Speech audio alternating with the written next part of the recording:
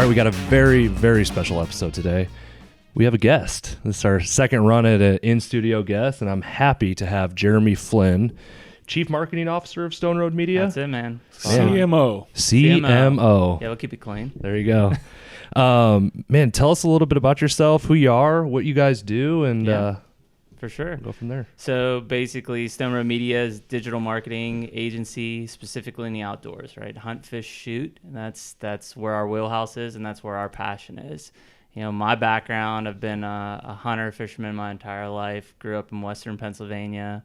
Went to Penn State. Went to Mississippi State for my master's degree.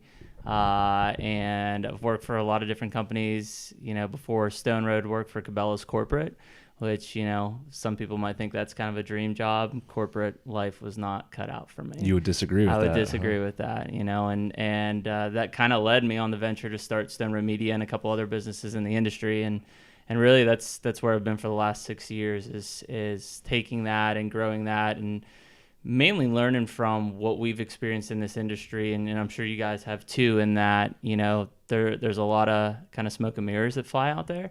And so I guess maybe at some point I just got fed up with it and said, well, the only way to fix that is to actually get involved and make a difference and change. And so that's kind of the foundation of Stone Road Media. When we got started, it was like, listen, we understand the industry because we kind of are the end consumer here. So if we can apply what a lot of these businesses are looking for, why not? Makes sense. And, 6 years ago, we ventured into that. And today we've got probably 22 or 23 clients in the industry. 6 years. Yeah. That's amazing growth. Yeah, it's been awesome. Team of 15 people full time, and can do everything from web design to social media ads, graphics, you kind of name it under that, but always staying in that outdoor realm because we're passionate there. Were you surprised? I'm sure you've done your research, but were you surprised at the lack of competition or presence of companies like yours in the outdoor industry specifically? And what brings that to mind is when we were at the ATA show here in Indy last year. Yep. You were it. Yeah. I mean, a huge show, and you're the only game in town. Yeah. For that. I mean, and I was surprised by that. And there are other ones out there, and there's some good ones. Listen, I mean, ultimately competition's good, right? Sure, it builds us, keeps us on our toes, and I know there's some other really good companies out there. Where we try to differ ourselves from it, like in a show like that is, I kind of looked at an opportunity. You got to think outside the box, right? Here's a show full of manufacturers that basically all need marketing. Some have internal, some might be using agencies that aren't in this industry. And so it was like, all right, well, why don't we go out there and have a booth there too, where we can just have meetings. It's kind of a lounge, lay back, current clients, new clients. And yeah, to our surprise, it's like nobody else is doing this, right. And so, we do, I would say there's probably a good 5 or 6 companies in this industry now, and you get more and more coming in. But I mean, I feel like we've kind of established ourselves as one of those pioneers, at least initially, into it. But man, I was a sports guy my entire life, so I love competition to try to keep making our company better. And, there's certain ones that come and go, company wise. And I feel like, it's only been 6 years, but in terms of digital marketing, that hasn't been around that long, especially in our industry. So, hopefully we're standing the test of time, making it through this thing and growing. Sure. I want to rewind a little bit, because every time I get a chance to talk to someone who's started their own business and not just started it, but is having success, I want to know what was the moment? Do you remember the moment when you're like, this is my thing now, this is full time? Because you had talked about the struggles of working in corporate America, specifically in the hunting industry. So I would imagine there had to be a point in time when you said, you know what, I'm doing my own thing, and I know I can do it. Yeah, I mean, there was in it. Truthfully, it was scary, right? Because I'd had security and jobs and support from my wife and my family. And I was still, we had actually started Stone Road Media when I was still full-time at Cabela's, like just started to dabble into it, do mainly stuff for our own businesses. And it was kind of things that I saw lacking where I was working in that division that we needed to do. So I kind of self-educated, I guess, to get to that point. And I'd been working out of home for both Cabela's, just traveling a lot. And so there was that point where it was like, listen, I want to be responsible for my family and be home, not traveling all the time, not being gone from them. I had young kids at the time. And so there was a moment there where it was like, all right, I think now is the time to do this. What does it take? At that point, I was living in Missouri, and the team members I had were living back home in Southwest Pennsylvania. So it was like, in order to do this, I got to pick my family up, move halfway across the country, and establish myself in a place that my wife then was staying home with the kids. She had just left her state job. I'm literally walking out on a ledge here. To be honest, though, I feel like you get kind of like the dog in the corner, right? Because if I'm going to make that leap, rubber's got to hit the road. Yeah, there's no safety net there. Rubber's got to hit the road. You got to make this thing actually work. So that was probably, the business had only been around for about a year at that point. And were you having? I mean, you had to have had clients at that point. We were had you a few having clients. success? Yeah, we had part-time? a few clients, and it was very manageable, right? Because at that point we were like, is this something that's just going to be a side gig? Is it going to be something that's full time? Do we actually want to have employees? And there was two of us at the time that had started the company, and so it basically got to the point where we're like, all right, I think now there's something here. There's some traction. In order for me to do any more, I can't keep doing my day job too. Because here's what would happen is I'd work my day job, start at 7:30, finish up at 4:35, right? Spend time with the kids, the wife. They would go to bed at 9 o'clock. From 9 to 2, that was my Stone Road business side. Yeah. And it got to a point where there were several clients that, they were like, hey, we're going to need you doing more stuff during the day. And so it was like, okay, well, if that's what it's going to call for, now's the time to take that leap. And we hear people talk about stuff like that all the time. People are like, well, I want to do this. I want to start my own company, but I don't have time. Yeah. Because I work 8 to 5 every day. Yeah. You got to make time. You have time. You got 5 to 8 the next morning Yeah. to make that work. And that's, Yeah. to get off topic a little bit, that's what, and I'm more interested in guys like you that, like your personal story. Yeah. And at what point you felt, you used the word leap. I use the word jump. JT calls, Jake, we talked to him about, at some point you do have to jump, man. That's it. No safety net and sink or swim, fly or You're fail your own or safety whatever, net. but- I mean, I've taken a stance for a long time, even in growing this business. You got to look at what are my restrictions, right? There's always things that you can't control. I get that. But then there's things that you have full control of. And if it's going to happen, you're your own worst enemy if it's not going to happen. And so, did it suck staying up till 2, 3 a.m. nights just trying to get that done, getting up the next morning and repeating it? Absolutely. There was nights that body shut down. Yeah, you crashed out. But ultimately, that's the thing. If you really want something like that to happen, you just go out and make it do it. I like Gary Vee in small doses. Yeah, he can be sure. he can be a little intense for me at times, Yeah. but his attitude is you just have to work. And whether it's talking to you or Jake or any other entrepreneur I've ever talked to, the story is always kind of similar. Yeah. And the approach is simple in the fact that you just have to put the hours in. You have to grind. You have to work. It doesn't make it easy, but it's just kind of it's funny that how many times you hear the story over and over again and people wonder, well, what is it going to take to be successful or do my own thing? Well, how many people have to tell you that you have to work for it? Well, first thing you have to do is recognize opportunity. Absolutely. 100%. It's there. If you don't recognize it and you don't think that's for you or I'm not capable of that, then that's your first mistake. Yep. And once you recognize that, like, okay, well, then what does it take to maximize the opportunity? Then I get it. And that's what, in social media has certainly created opportunities for our companies, for your company, Absolutely. for Jake's company. It's, with the targeted markets are so fragmented. They're so accessible now.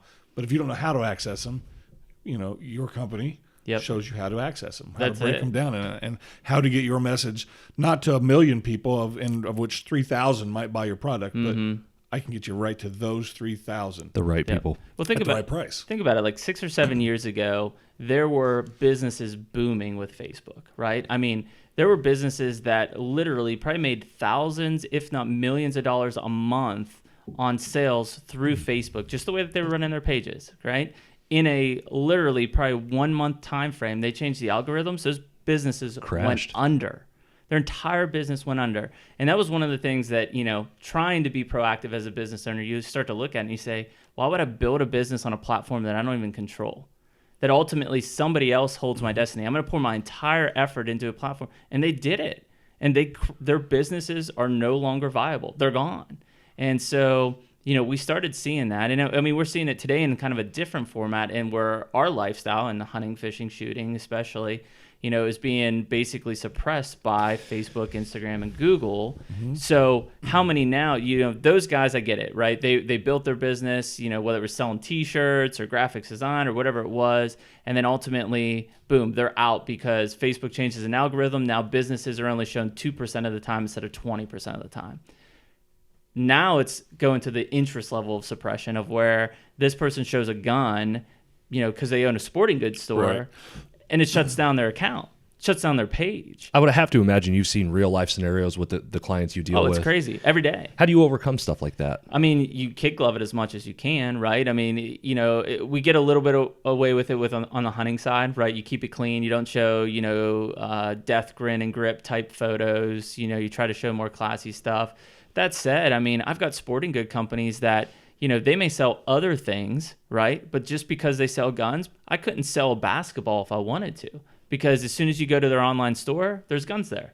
Right. Wow. And they're like, well, we're not going to support the sell guns. And I'm like, listen, guys, here's the thing. It still has to go through an FFL. There's still background checks. There's a process in place. It's not like you bought that gun from somebody online and Right. it ships to your doorstep. Right. It's still a process, just like if I walked in the store and it's just to the point where like, well, that's against our kind of views as a company, and so it's against our advertiser policies. So I would imagine it's important to kind of diversify. Huge.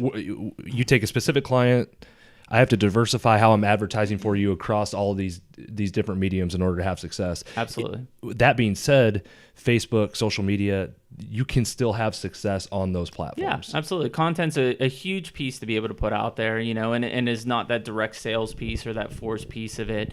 It's still a great place to have that initial impression, that initial touch with someone, right? But ultimately, a well-rounded. That's why I say, like, yeah, I know, like, TV's dying, right? We're all in the Netflix mode or Amazon Prime mode.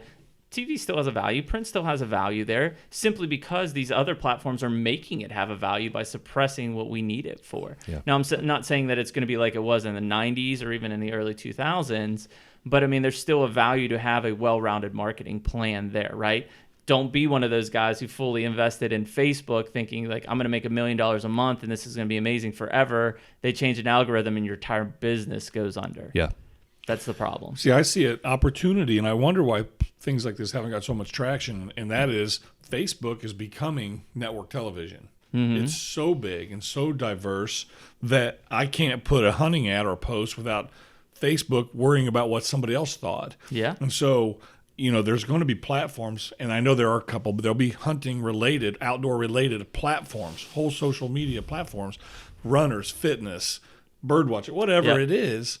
And you'll just be, oh no, I'm not on that one. I'm on this one. Yeah. Because I can even further How many- target my group, and I can post whatever the heck I want. You can, but how many times have you seen a hunting based social media The number of times launch? somebody said, I want to make a hunting Facebook to me, and I Yeah. said, yeah, it's called Facebook. It's called Facebook. I think I agree with you because I've heard the same thing. Yeah. But I think go 15 years, 20 years down the road. Oh, absolutely. And then what are we going to do? It's because people aren't going to, I don't want Mark Zuckerberg determining who I sees my completely ads. agree. That's true. You know? And I think with the rate of acceleration for technology and social media, you think about where we're at with social media now, where we were at 20 years ago, it is almost impossible for anyone sitting in this room right now to say, this is what social media will become in 20 years. I don't know if there's any way for us to tell that. Just because it's going to advance so rapidly in ways that we never anticipated, and how that affects hunting, shooting, fishing, time will tell, and we have to adapt. I mean, the number of devices are out there. Let's just go on the Apple platform, right? 2 years from now, Apple says, hey, we just released this new social community piece that is just directly built into your phone. Yep. Does Facebook die? Possibly. Yeah, it's very possible. Verizon could do the same thing. Yeah, Verizon could do the same thing. Absolutely. At some point, something like that hits and it changes the game. I will say that, Facebook has made it very clear that they're reverting back to why Zuckerberg started this, which was community, friends, family, touch, which is why all the business side of things has gotten so complex and the advertising has gotten so complex. But ultimately, Zuckerberg is on the line to show profits to the shareholders. Now that he's publicly traded, he is. So there is a safety net for the consumer on some level, but yeah, you're right. They've made a push for transparency and all these different things, but at the same time, I'll turn on an ad that has a hunter who's just killed a deer and there's no blood anywhere, there's nothing, and it's just him, acknowledging, being thankful, being grateful that he had this opportunity, and all he did was just grab the antler of the deer. Mm-hmm. My ad got flagged for graphic, violent content. Oh, I'm telling you, it's so crazy. They want to be open and transparent, but when it comes to kind of the lifestyle that the people that we are and the people that we serve, they're not really allowing transparency and open dialogue between that. So it's a little hypocritical, and we just kind of try to have to wade through it. Yeah, and I think at some point that's going to come back to bite them. I mean, there are certain interest groups out there that if this was happening to them on that platform, it'd be national news. It'd be all over the place. And so at some point it'll come back around, whether it's based on freedom of speech or impression. And I get it. You accept the terms of conditions when you become part of Facebook. But that said, it makes them vulnerable for replacement. Sure. For sure. It always will. And I know they've secured Instagram in the same fact, but anything's replaceable, right? I mean, at some point something can come along and displace both of those instantaneously. Yeah, I can see it. I mean, I was just watching something on YouTube a little bit ago, and there was a celebrity said, I got rid of Twitter because it was too negative. Mm-hmm. And that was the first time I thought, yeah, I could probably do without that. Mm-hmm. I look at it every day, and it is negative, and I'm probably guilty of joining in on that negativity.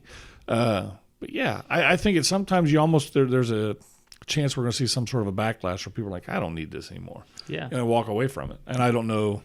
It might even be government regulation. We've talked about it. It could be. We've talked about it before, and Twitter is a negative place. And it really is. But at the same time, I've said before that you can tailor your message to what's coming in, what you're consuming. You can tailor that 100%. So the people who choose to let the negativity find them on social media, I really have a hard time pointing the finger at anybody, even the trolls. I have a hard time pointing the finger at those people because you can block certain words now. If you don't want to see words, you can block them on Twitter. So people who are seeing those things and get offended by them or turned off by them, it's kind of your own fault.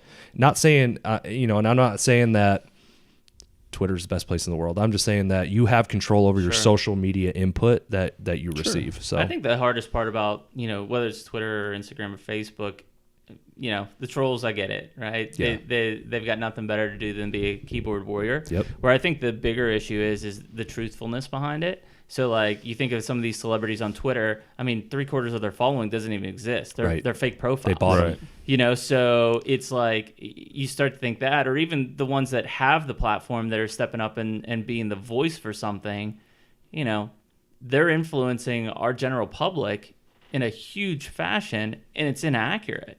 Right.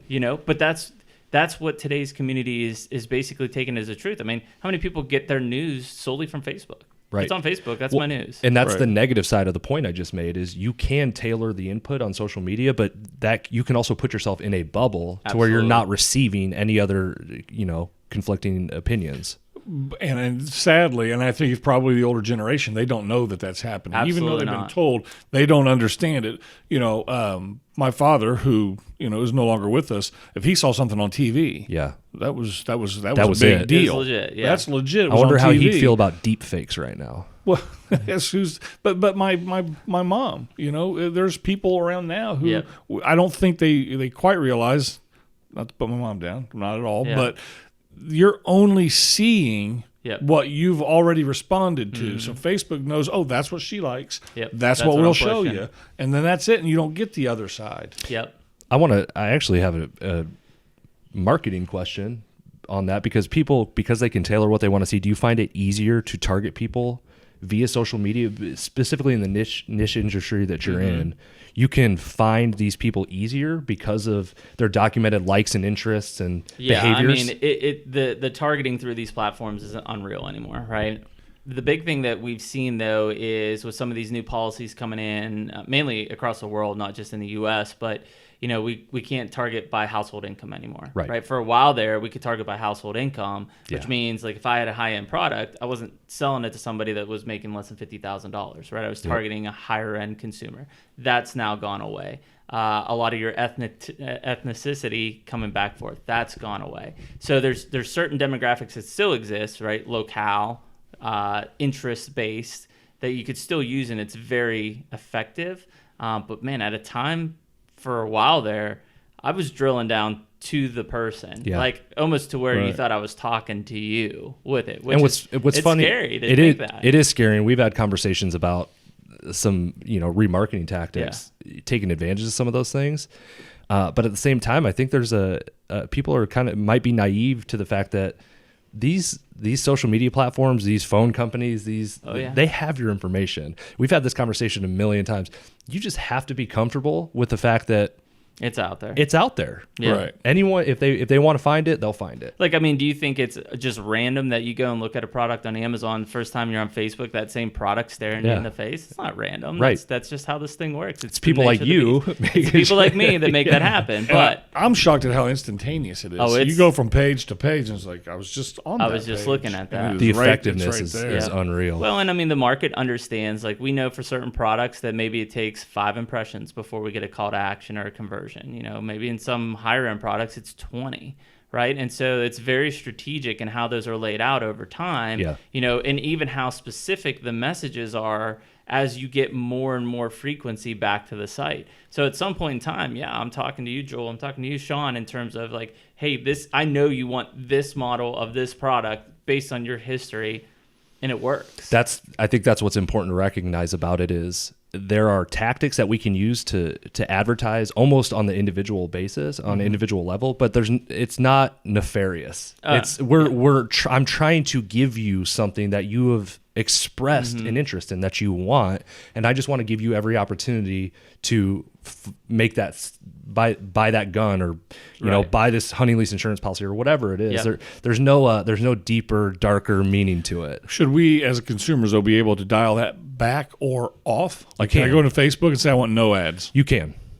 You go into your personal settings, and you can say no ads. I don't want to see ads. You can turn that. You can dial that stuff. I didn't know that. Damn near all the way back, right? Yeah, I mean, think of all the stuff that you see. Well, not that all of it's accurate, but how many say, "Hey, you need to go in and turn this privacy setting off of here, otherwise they're going to be able to, mine out this information from you."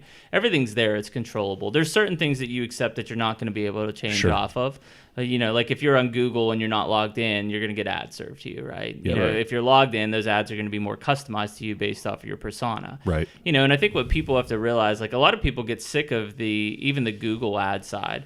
The fact is, everything on Google ads besides display is based on your searching and your history. Right. Versus Facebook and Instagram, which is all interest-based, right? So you may have never engaged with any type of product like mine, but because we're looking for hunting leases, I'm going to hit you with hunting lease insurance, right? Sure. So, but where Google side is that's an active query, right? You have looked for hunting lease insurance or something, thus then served my advertisement for you.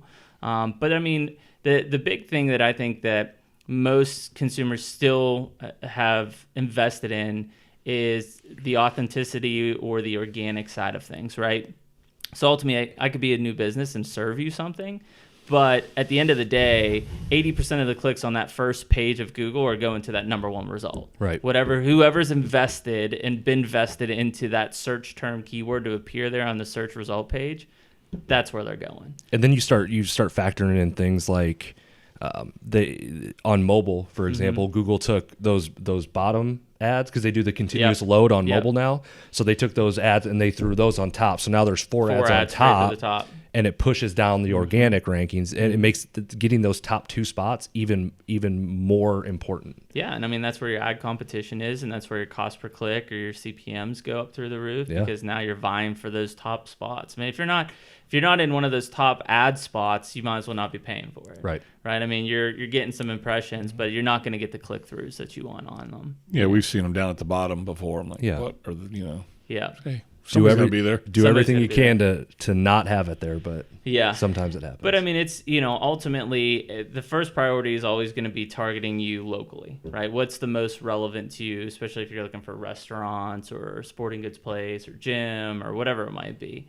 Then beyond that, it's going to be interest-based on stuff. So, yeah, I mean, it's something that as consumers, I think we've become a little bit I guess we've become so comfortable to it that we're almost numb, right? Like, I see them, I don't even pay attention at all. Right. I see the ads on my Facebook, I just scroll through, I don't pay attention. To be honest, I know somebody asked me one time, they're like, we were doing a presentation for a proposal, right? and I had a big portion on Facebook and Instagram marketing.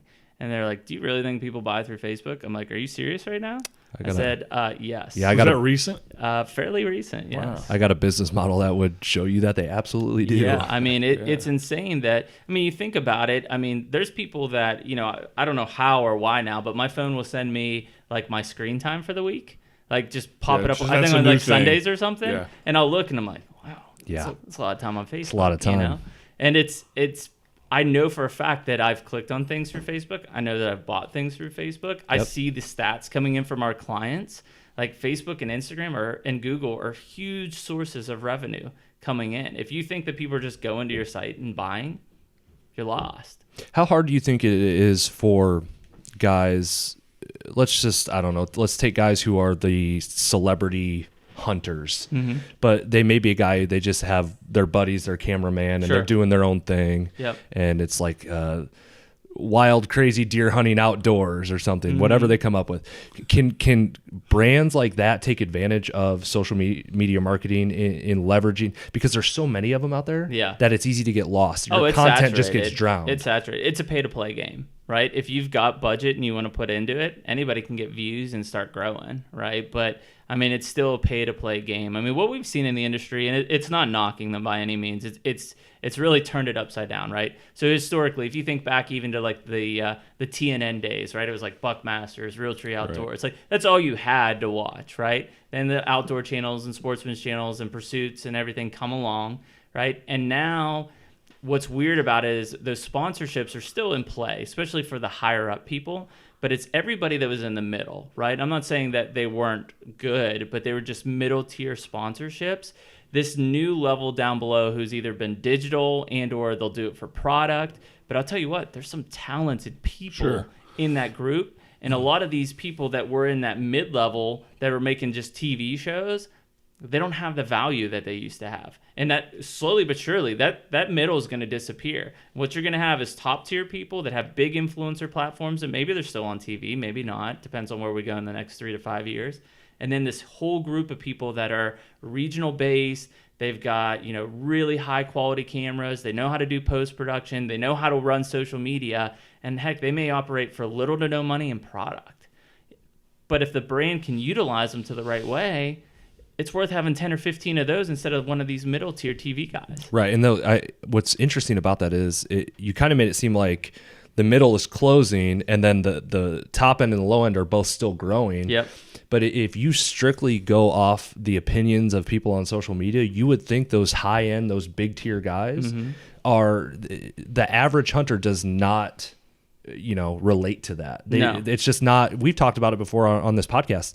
That's not how we hunt. That's not our approach. Yep. On some level, it is entertaining to watch. But when it starts to become like this is the norm, that's what turns average hunters off. Like, absolutely. So, and I don't know what the solution is for that. That's where YouTube's breaking the mold. I mean, if I'm not watching some of those guys at the top that I have a good relationship with, or they're entertaining and I like their shows, I'm watching YouTube. Right, and I'm watching the guy who just makes stuff. It's very low production quality, but it's great content. I'll give you a great example. The guys recently who were at Midwest Whitetail now are the Hunting Public guys, killing it. Right, 105,000+ subscribers on YouTube in a year. These guys are putting out between 2 and 3 videos a week in content. What's their name? The Hunting Public. The Hunting Public. Okay. So, and primarily on.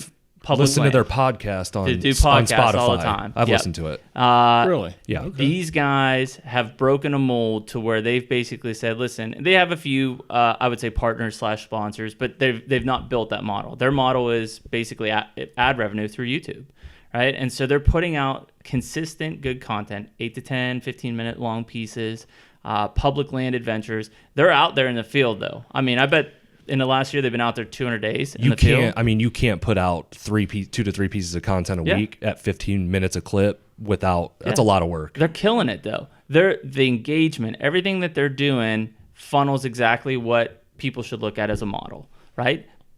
They're also 20-some-year-old guys. Only one of them is married. Couple girlfriends. Yeah. no kids. You know what I'm saying? Yeah. So that said, you have to fit that model. But I'll tell you what, these guys are crushing it. Like right now they're doing public land turkey hunts. They just started in Alabama, and they'll work their way through. They'll do a turkey tour and basically hunt till the end of May.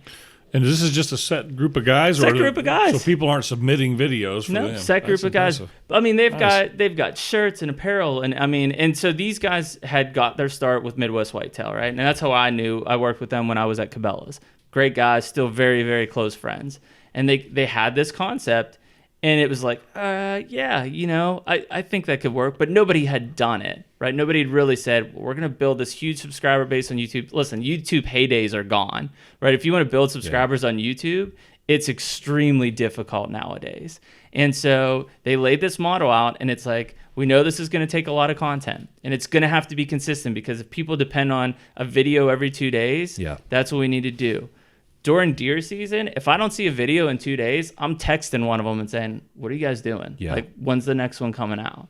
And as are all their followers. Surely they're not harvesting deer every 2 days, though. No, but they're having encounters, right? Okay. And they're making that interesting. See, that's the difference, right? That's what I want, per your relatability content, right? Yeah. Right. That's what it's like. All right, I hunted 3 days. I had encounters, didn't close a deal. That's just how it goes. Yeah, me too, man. Not like, oh, I climbed up in the stand, first 5 minutes, I shot a buck. That's kind of in the essence of what we talked about on the last podcast. Was we were discussing mentoring and what entails a good mentorship program or a relationship, and is it going out and having success? Or because I related to baseball as a game of failure, right? I go out hunting and I'm learning that it's a game of failure. Absolutely. And he talked about parents taking kids out and sitting for 3 or 4 hours, in the cold, in the dark. And is that really the way to do it? I don't know. Maybe for some people it is. Maybe for some it's not. Man, it's tough because, we were just talking, right? I just bought this new 410 gauge, right? Get my kids out turkey hunting this year.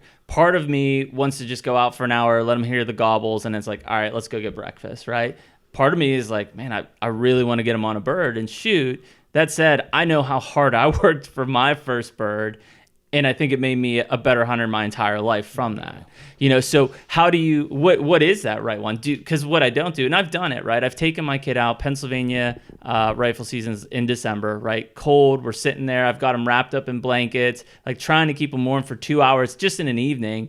And I know he's not, like, he's having fun, but he's not having fun. So then I'm in turmoil, like, is this successful? Like, or am I turning him off from it that he doesn't want to go out anymore? Well, we talked about this the other day. And listen, I've got 2 daughters. I took them both hunting. Neither one of them stuck with it. I don't think I did anything wrong, frankly. Life happened. Yeah. They're in their 24 and 27 now, so definitely older. But I would tell you that, how old are your kids? 3 and 7. Okay.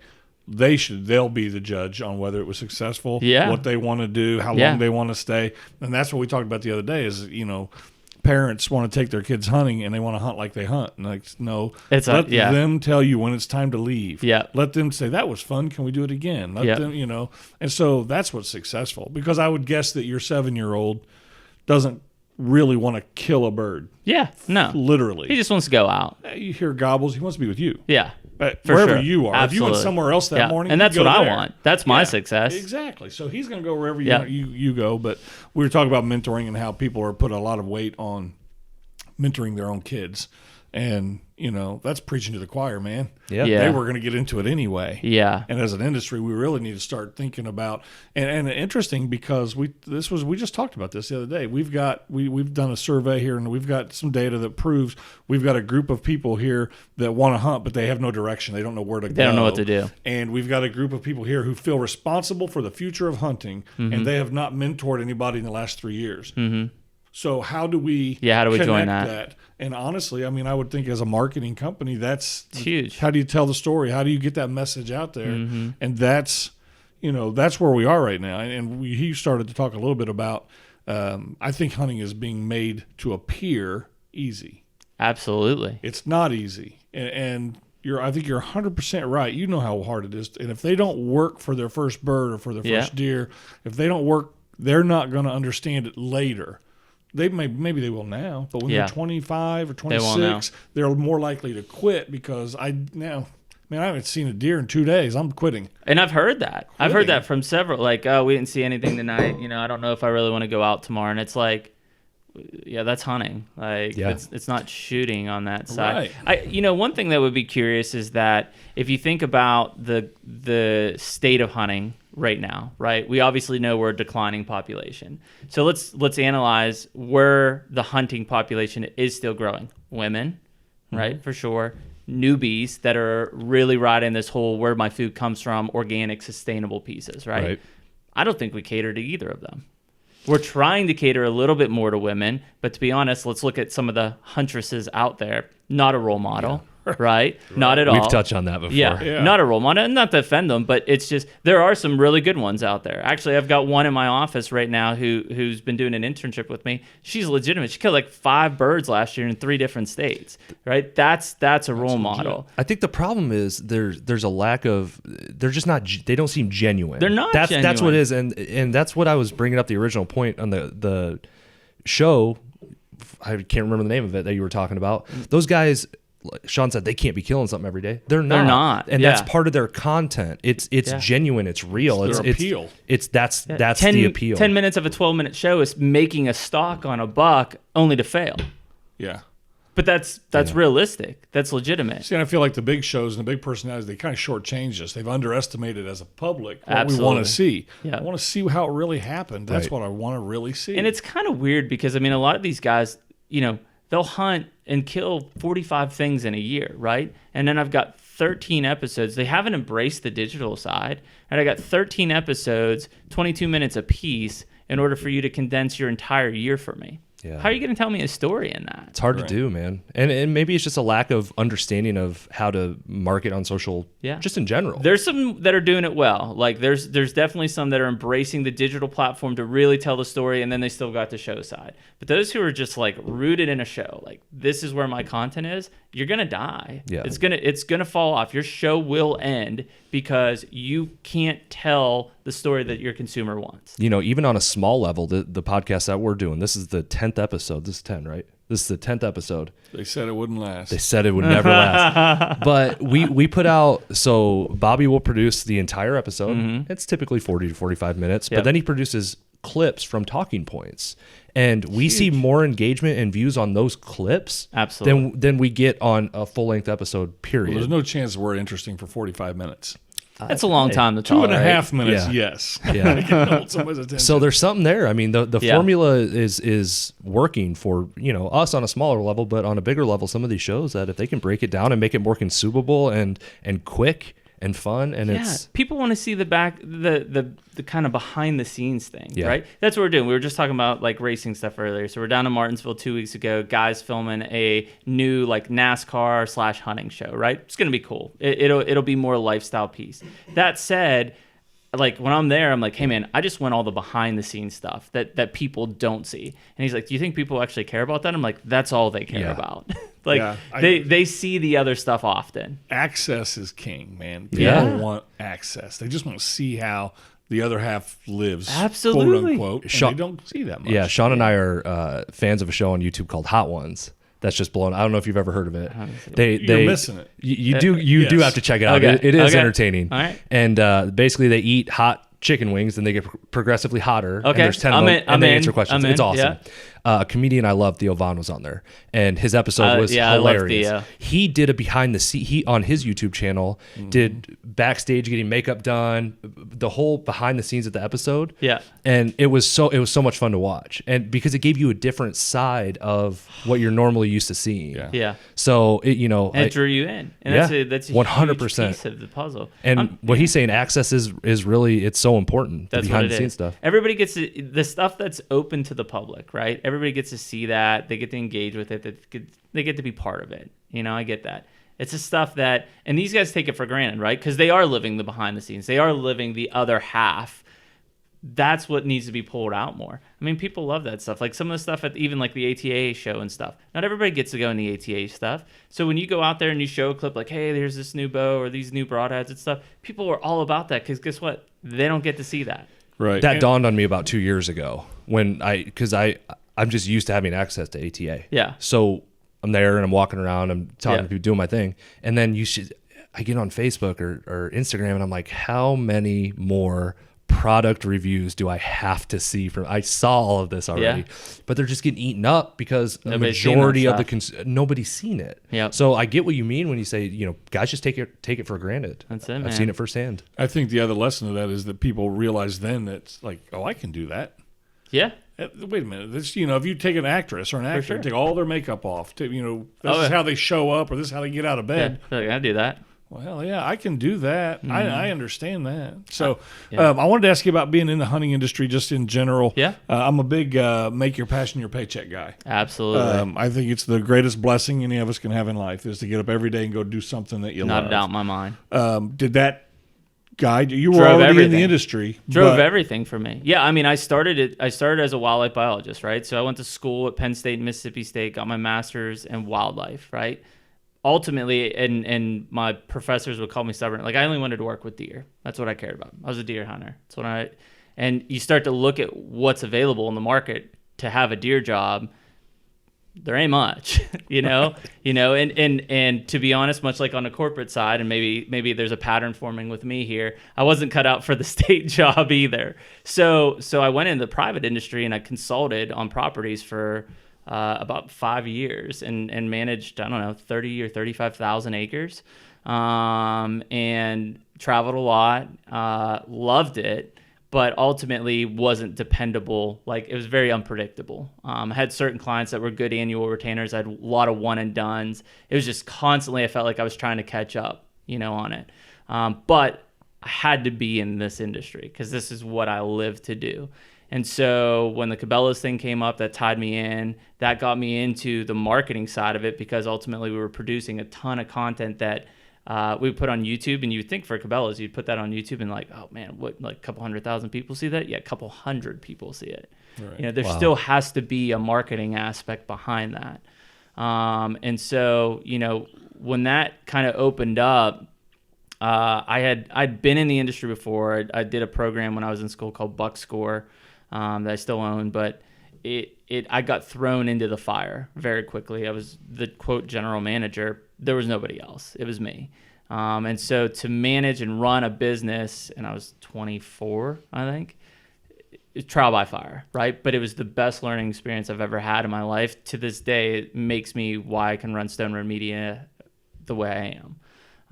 But I think that truly, I couldn't imagine waking up and not going to work in something in this industry. And it doesn't have to be this industry for people. It could be any industry. But I couldn't imagine waking up and not being passionate about what you do. And I'll, I don't want to say it, egotistically. Since I got out of college, I've never woken up and said, I don't want to go to work in any of my jobs. Because I've always been in some way in this field. And I am the end consumer. Do I get to hunt and fish as much as I did when I wasn't in this industry? Hell no. Like that's my busy time. We've said that. Right? That's my busy time. Of times. But do I get up and I get to be in it and live it and breathe it? Absolutely.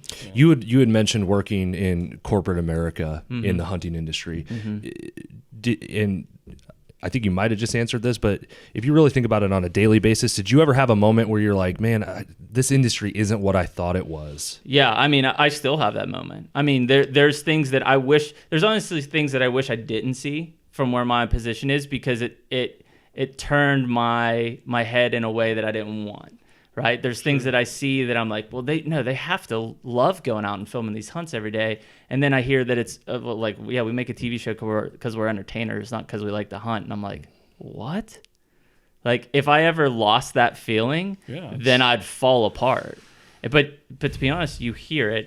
And corporate wasn't bad. It was just, you got into a position where, I like to consider myself a creative person. And at least, I'm not saying I'm always right, but let's think outside the box. Let's get creative here. And it was 4 people telling me why I couldn't do it. And I get that. That's the process of the business. It's the process of most businesses. Just couldn't fit that for me. And so, I mean, there was days that, I've looked at it and said, why am I in this industry? Why don't I go outside of that niche? And then, per what we just talked about, I don't know if I'd wake up and feel the same. Right. Man, what's next for Stone Road Media? I don't know, man. We're going to keep going. We got a new office. So we're migrating to the new office hopefully here in the next week or two. Man, I've got a great team. I will say this, that, in everything that I've done, and I know you guys are the same way here. First of all, you got to love the people you work with, right? Because you're around them every day. Like them. Well, yeah. Whatever. On some days. Tolerate.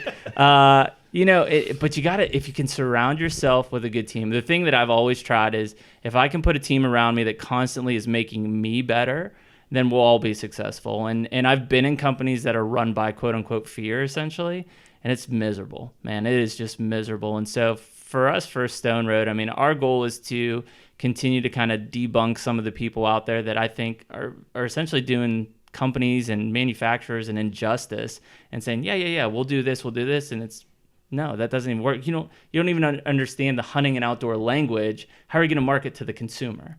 And so I'm not saying you can't market. It's a different beast in this industry. Well, exactly. And that's because of what we've already talked about, social media. If you're not authentic, sincere, organic, they'll rip you up. It shows. Yeah, It they'll shows, rip you up. Ultimately, and you're going to lose. 100%. So, Where can people find you guys? www.stoneroadmedia.com. Pretty easy. Just located south of Pittsburgh, but obviously here I am in Indiana, man. Yep. Moving and shaking. Awesome. cool, man. You want to do a quick tribute to Hot One since you brought it up?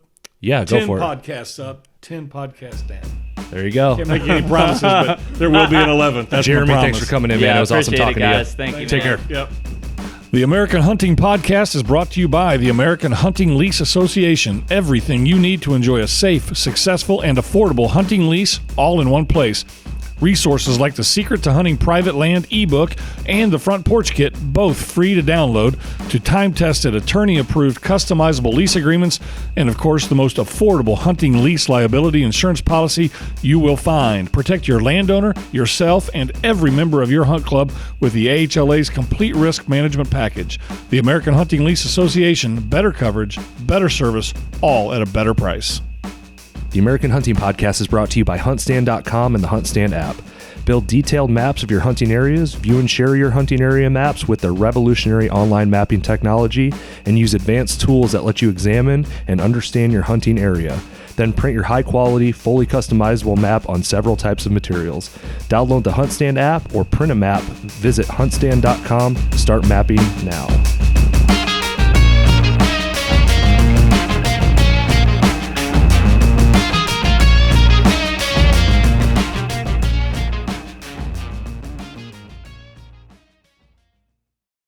Guys, thanks for watching our podcast. Might not be the best podcast you've seen, but I know it's not the worst, and it will get better. If you want to take the ride with us, man, subscribe to this, like us, share us, or just tell somebody. Take it easy and hunt safe.